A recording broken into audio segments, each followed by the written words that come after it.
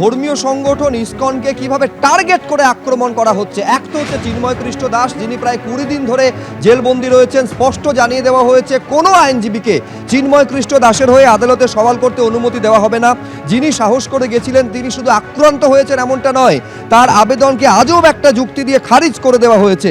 পাশাপাশি ইসকনের মতো ধর্মীয় প্রতিষ্ঠানের বিরুদ্ধে লাগাতার বিষোদগার চলছে। ইসকনের বিরুদ্ধে লড়াইয়ের হুঙ্কার দিচ্ছেন বাংলাদেশের এক আইনজীবী। খেয়াল করুন, এক আইনজীবী বাংলাদেশের, তিনি ইসকনের বিরুদ্ধে লড়াইয়ে নামার হুঙ্কার দিচ্ছেন। উদ্দেশ্যমূলক প্রচার চলছে, ইসকনকে ভিলেন বানানোর চেষ্টা চলছে বলে দাবি করছেন রাধারমন দাস। একটা আইনজীবী, ওরা এডুকেটেড লোক, এরকম কথা বলার তো খুব দুঃখনীয়। প্রথম আমরা নিউজ পেয়েছি কি ইসকন মন্দিরে বোমা ফেলা হয়েছে, তো এই কথা একদম ভুল। আমরা এটাই ভয় পাচ্ছি যদি ইসকনকে এরকম ভিলেন বানানোর চেষ্টা চলে, মিথ্যা কথা প্রচার করা হয়, তো এটা খুব ঘাতক হবে। আমরা এটাই আশা করব কি ইন্টারিম গভর্নমেন্ট ওরা স্টেপ নেবে কি এরকম কেউ মিস ইনফরমেশন ইসকনের আগেনস্টে না ছড়ায়। তারা আজকে আমাদেরকে, বাংলাদেশকে থাকতে আমাদের স্বাধীনতা থাকবে কিনা, আমাদের সার্বভৌমত্ব থাকবে কিনা, সেই জন্য যে সংগঠন দিয়ে ষড়যন্ত্র করেছে, সেই ইসকন দীর্ঘদিন যাবৎ এখানে কাজ করে যাচ্ছে। বর্তমান সময়ে এই ফ্যাসিস্ট পতনের পর বর্তমান সরকারের দুর্বলতার সুযোগে তারা বিভিন্ন ইস্যু খুঁজে বেড়াচ্ছে। অনেক সংগঠন রয়েছে, অনেক, কিন্তু কোনো সংগঠনই এই সমস্ত সাম্প্রদায়িক কোনো বক্তব্য দেয় না, বক্তব্য নিয়ে চর্চা করে না, বরং আজকে ইসকন সাম্প্রদায়িক বক্তব্য দিয়ে যাচ্ছে। আমরা তাকে ছেড়ে দিতে পারি না।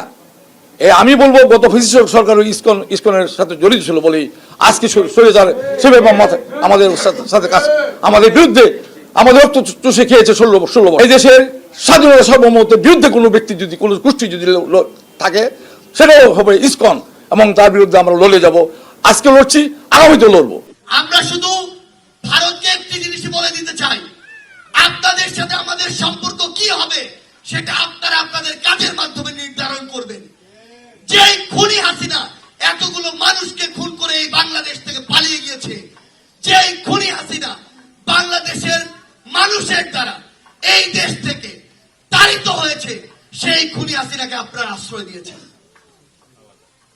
যদি এই বাংলাদেশের সাথে আপনাদের সম্পর্ক স্থাপন করতে চান, খুনি হাসিনাকে বাংলাদেশে ফিরিয়ে দিন। খুনি হাসিনার বিচার এই বাংলাদেশের মানুষ করবে। আমার মনে হয় ছাত্র নেতারা দেশের ইতিহাস জানে না, ভূগোল সম্বন্ধে অবহিত নয়, অর্থনৈতিক কিছু বাধ্যবাধকতা থাকে সেগুলো জানে না, হুমকি আর আস্ফালন দিয়ে যাচ্ছে নিজেদের বাজার করবার, গরম করবার জন্য।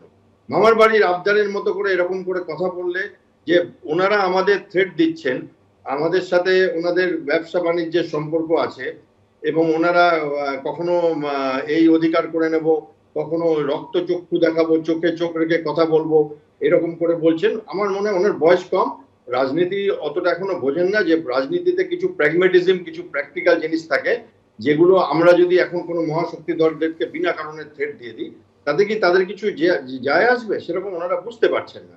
হ্যাঁ, বাল্যখিল্য কাজ হচ্ছে। আমার মনে হয় এত সিরিয়াসলি নেওয়ার দরকার নেই। ওনাদের যিনি প্রধান আছেন এখন, তিনি তো ইলেক্টেড না, এবং এনারও তো আইনের শাসন মানেন না। আমাদের দেখেছি ইসকনের যিনি আটক হয়েছেন, তাকে ওনারা ন্যূনতম যে আইনি সুবিধাটা, যেটা মানে একটা লোক মানে নাম দেখানো দেওয়া উচিত ছিল, সেটাও দেননি।